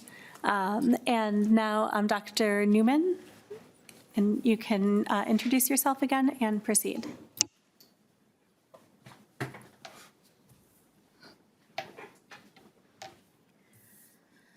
Madam Chair, co-chairs, and members of the commission, thank you for the opportunity to testify. My name is Dr. Bibi Newman, and I again speak as a resident of St. Anthony Village from a mixed status family of origin who regularly relies on the Data Practices Act to understand how public data is used in my municipality. Over this past year, I've experienced significant barriers to obtaining body-worn camera footage to which I'm entitled under Minnesota Statute Section 13.825. In situations where I was clearly the subject of the data, access was denied or delayed with no statutory basis provided. Explanations were inconsistent and at times contradictory. The result is that residents are not able to verify how police encounters were handled or whether the city is following state law. At the same time, my municipality operates automated license plate readers, yet residents receive no meaningful clarity on retention periods, access controls, audit logs, or whether data is shared with other agencies. Requests for ALPR-related information resulted in incomplete records, inaccessible links, or contradictory statements about what data is retained. These gaps reveal statewide vulnerabilities. First, body camera laws are only effective when agencies consistently document denials, track retention, and report access decisions. Second, ALPR systems collect vast, sensitive location data, but are subject to inconsistent municipal oversight. Third, when agencies do not provide complete, timely, or accurate reporting of how these tools are used, residents cannot assess compliance, equity, or proportionality. Strengthening Minnesota's reporting requirements for both ALPRs and BWCs would ensure, first, annual standardized ALPR transparency reports for each municipality. Second, clear uniform statewide retention limits and audit mandates. Third, BWC compliance reporting, including when footage is withheld and why. Fourth, public-facing disclosure rules so residents understand how these technologies impact their lives. My experience in St. Anthony Village shows that even well-intentioned municipalities struggle with consistent reporting and statutory compliance. Clearer statewide standards would protect not only residents, but also agencies who benefit from consistent expectations. Thank you for your attention and for your commitment to strengthening Minnesota's data privacy framework. Thank you so much for your testimony. We had one last testifier. You can reintroduce yourself and proceed when you get to the table.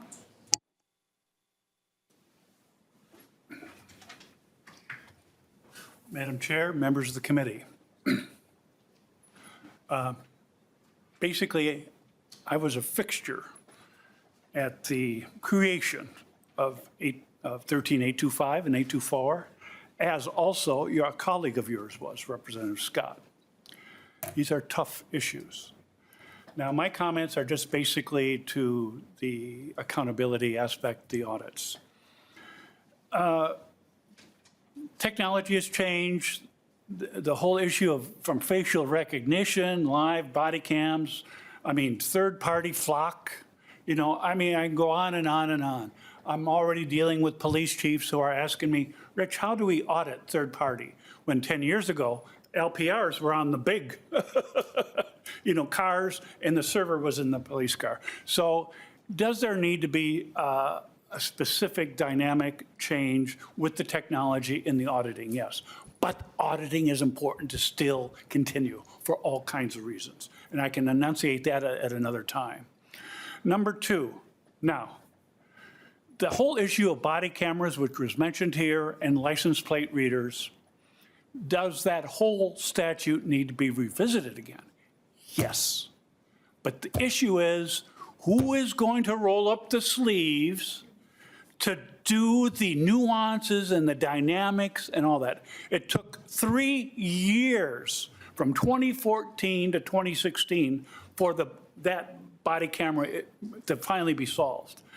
And Madam Chair, as your colleague, to your specific right, can tell you, it is a broad issue. So broadly speaking, do those technology dynamics need to be looked at and reviewed, or just a basic oversight hearing, whether it be by jury? Yes, they do. But in terms of why we're debating here, the accountability needs to continue on and updated and discussed. Madam Chair, members of the committee, that's my 2 cents.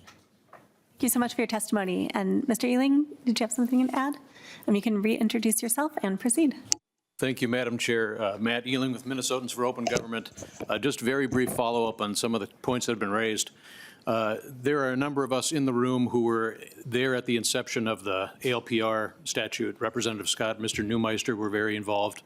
The data sharing issue that ACLU and others have raised, that was intended to be dealt with in the original statute, because there's a prohibition on data sharing of ALPR data unless it meets a particular standard. And the standard is it relevant to an ongoing criminal investigation? And then there is an audit requirement instituted by Representative Scott in that legislation that has created a paper trail of many years' worth of biannual audits that are available to members of this commission. If there are folks interested in taking that up to see if this needs to be updated, I would turn you to that paper trail. And one of the key things about the data sharing that will be illuminated by that paper trail is have the audits really addressed what third-party systems are being used and how is data sharing being handled. Because with press reports that you see about Flock, if they're sharing it amongst all of the partners within their network across the nation, it's not meeting the standard in 13824. So you can start to answer that question by looking at the paper trail. So thank you very much. Thank you so much for your testimony. And this is such an important issue, which is why we don't want to rush our conversation. It's really clear that technology has advanced in a way that our audit requirements are really not protecting us from this like ubiquitous nationwide data sharing. And it's very disturbing. And I look forward to having that disturbing conversation at our next commission hearing. Thank you so much to all of those who came and testified. When we first scheduled this and came up with our agenda, we really didn't know, or I wasn't sure like how many people would decide to like come to the Capitol and find parking and prepare testimony on these like really important but really complex and not always top of mind issues. And so it's just been incredibly gratifying to have so many people come and share their expertise and their perspectives. And before we adjourn, I'll just throw it to Co-Chair Scott, if you had anything you wanted to add. No, thank you, Madam Chair. These are just important conversations, and like you said, they may not be the sexiest thing on the news or whatever, but they are things that matter in people's lives. And so I'm glad we're here and we're taking these issues up, and I hope that we can actually put some elbow grease behind some of these. I know we're not going to be able to do it all, but got to eat the elephant one bite at a time. Mm-hmm. Yeah. Great. And just to confirm, our next hearing is Thursday, December 11th at 9:30 in this room. We were really excited to schedule a bunch of hearings before the next session began so that we could really dive deep into these issues. So thank you all for being here today. And with that, we are adjourned. Oh, wait, no, I'm so sorry. Senator Westland? I was just going to say, I will actually be out of the country for the next meeting and possibly on an airplane, so I will not be with you next time. They have So sorry. Wi-Fi on airplanes. You can just. That's fair. Yes. Excuses. Cool. With that, we are adjourned. Thank you.